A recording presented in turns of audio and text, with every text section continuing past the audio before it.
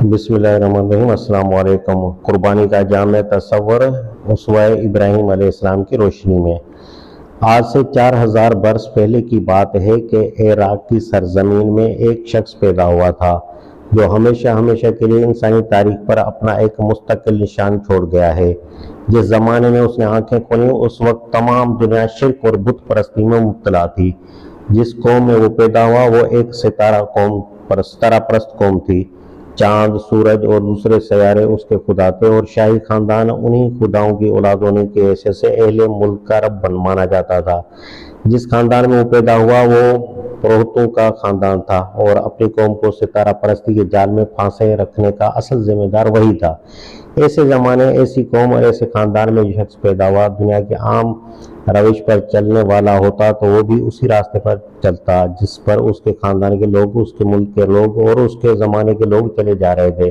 कोई ऐसी रोशनी बज़ाहिर उस वक्त दुनिया में कहीं मौजूद भी न थी जो किसी दूसरे रास्ते की तरफ रहनुमाई करने वाली हो, और उसके ज़ाती और ख़ानदानी मफाद का तकाजा भी यही था कि वो किसी और रास्ते का ख्याल भी अपने दिल में न लाता, क्योंकि उसके ख़ानदान की मजहबी दुकान तो उसी सितारा परस्ती के बल पर ज़ोर शोर से चल रही थी।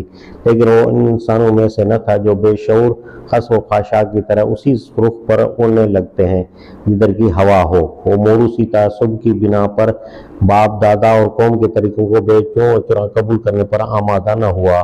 उसने होश संभालते ही तहकीक करना ज़रूरी समझा कि जिन अकीदों और उसूलों पर उसके बुजुर्गों ने, उसकी सारी कौम ने अपनी ज़िंदगी की इमारत कायम कर रखी है वो बजाय खुद सही भी हैं या नहीं।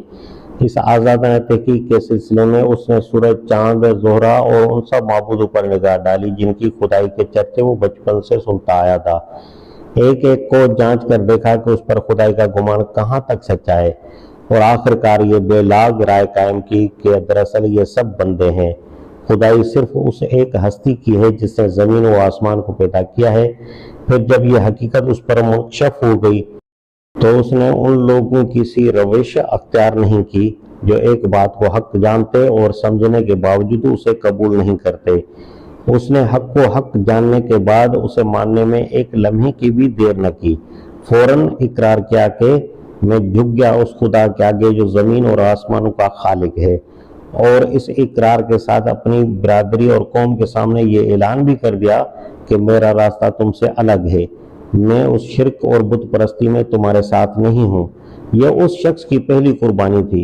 ये पहली छुरी थी जो उसने बाप दादा की अंधी तकलीफ पर, खानदानी और कौमी तअस्सुबात पर और नफ्स की उन तमाम कमजोरी पर फेर दी जिनकी वजह से आदमी अपने ज़मीर की आवाज़ के खिलाफ एक रास्ते पर सिर्फ इसलिए चलता रहता है कि बिरादरी और कौम और दुनिया उसी पर चली जा रही है। इस इकरार व ऐलान के बाद ये शख्स खामोश नहीं बैठ गया। उस पर यह हकीकत खुल गई थी कि कायनात की असल हकीकत तौहीद है और शिर्क सरासर एक बेबुनियाद चीज़ है। इस हकीकत को जान लेने के बाद वो खुद ही ये भी जान गया था कि वो सब इंसान जो तौहीद के बजाय शिर्क के अकीदों और मुशरकाना उसूलों पर अपने मजहब, अखलाक और तमद्दुन की इमारत कायम किए हुए हैं, उन्होंने दरअसल एक ऐसी शाख नाजुक पर आशियाना बना रखा है जो सख्त नापायदार है। इस एहसास ने उसको बेचैन कर दिया।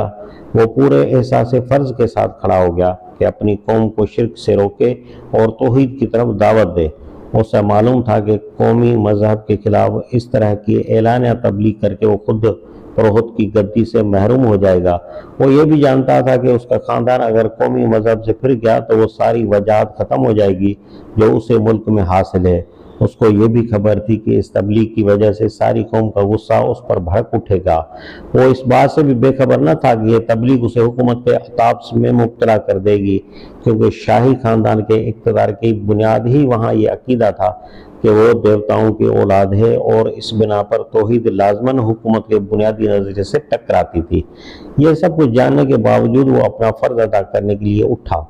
अपने बाप को, अपने ख़ानदान को, अपनी कौम को और बादशाह तक को उसने शिर्क से बाज आने और तौहीद का अकीदा कबूल करने की दावत दी, और जितनी ज़्यादा उसकी मुखालफत की गई उतनी ही ज़्यादा उसकी सरगर्मी बढ़ती चली गई।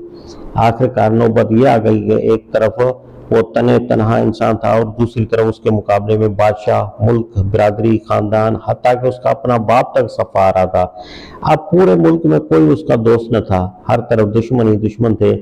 एक हमदर्दी की आवाज़ भी उसके हक में उठने वाली न थी। اس پر بھی جب اس نے ہمت نہ ہاری اور توحید کی دعوت پیش کرنے سے اس کی زبان نہ تھکی تو فیصلہ کیا گیا کہ برسر عام اسے زندہ جلا دیا جائے، مگر اس ہولناک سزا کا خوف بھی اسے باطل کو باطل اور حق کو حق کہنے سے باز نہ رکھ سکا۔ اس نے آگ کے الاؤ میں پھینکا جانا گوارا کر لیا، مگر یہ گوارا نہ کیا کہ جس حقیقت پر وہ ایمان لا چکا تھا اس سے پھر جائے اور اسے حقیقت کہنا چھوڑ دے۔ یہ اس کی دوسری عظیم الشان قربانی تھی۔ نہ معلوم کس طرح خدا نے اسے آگ میں جلنے سے بچا لیا۔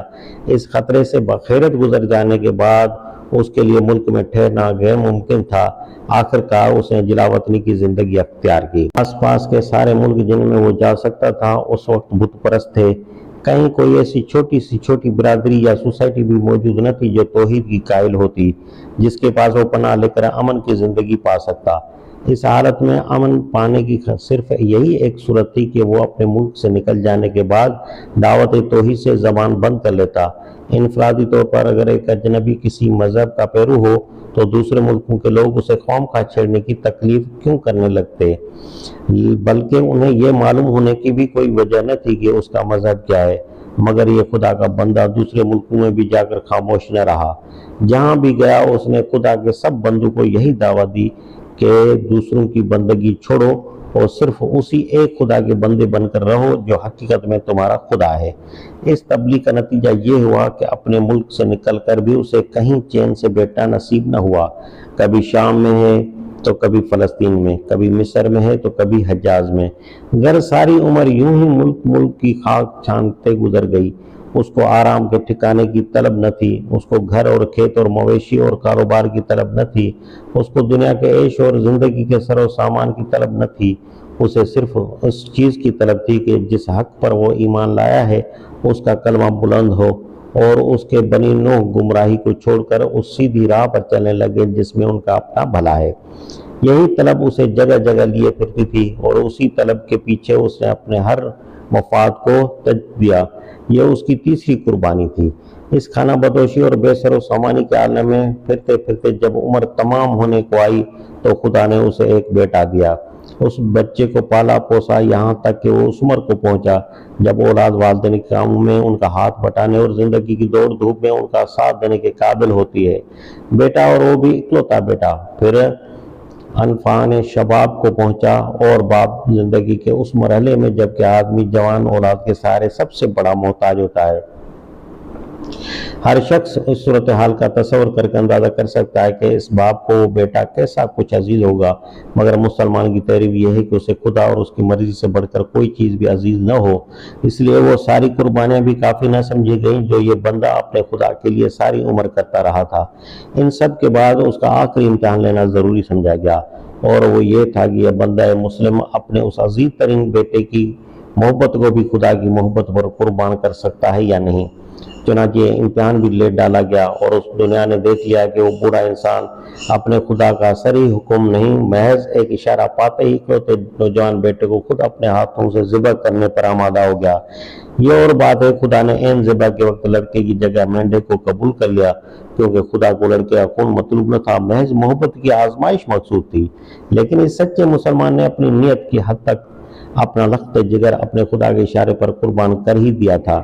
یہ تھی وہ آخری اور سب سے بڑی قربانی جسے اس شخص نے اپنے اسلام اور ایمان اور خدا کے ساتھ اپنی وفاداری کے ثبوت میں پیش کیا تھا۔ اسی کے صلے میں خدا نے اسے تمام دنیا کے انسانوں کا امام بنایا اور اپنی دوستی کے مرتبے پر سرفراز کیا۔ آپ سمجھے کہ یہ کس شخص کا ذکر ہے؟ یہ اس ذات گرامی کا ذکر ہے جسے آج ہم سب حضرت ابراہیم علیہ السلام کے نام سے جانتے ہیں، اور یہی وہ قربانی ہے جس کی یادگار آج دنیا بھر کے مسلمان جانور کی قربانی کر کے مناتے ہیں۔ اس یادگار کے منانے کا مقصد یہ ہے کہ مسلمانوں کے اندر قربانی کی وہی روح، اسلام و ایمان کی وہی کیفیت اور خدا کے ساتھ محبت و وفاداری کی وہی شان پیدا ہو جس کا مظاہرہ حضرت ابراہیم علیہ السلام نے اپنی پوری زندگی میں کیا ہے۔ اگر کوئی شخص محض ایک جانور کے گلے پر چھری پھیرتا ہے اور اس کا دل اس روح سے خالی رہتا ہے تو وہ ناحق ایک جاندار کا خون بہاتا ہے۔ خدا کو اس کے خون اور گوشت کی کوئی حاجت نہیں۔ وہاں تو جو چیز مطلوب ہے وہ دراصل یہ ہے کہ جو شخص کلمہ لا الہ الا اللہ پر ایمان لائے وہ مکمل طور پر بندہ حق بن کر رہے۔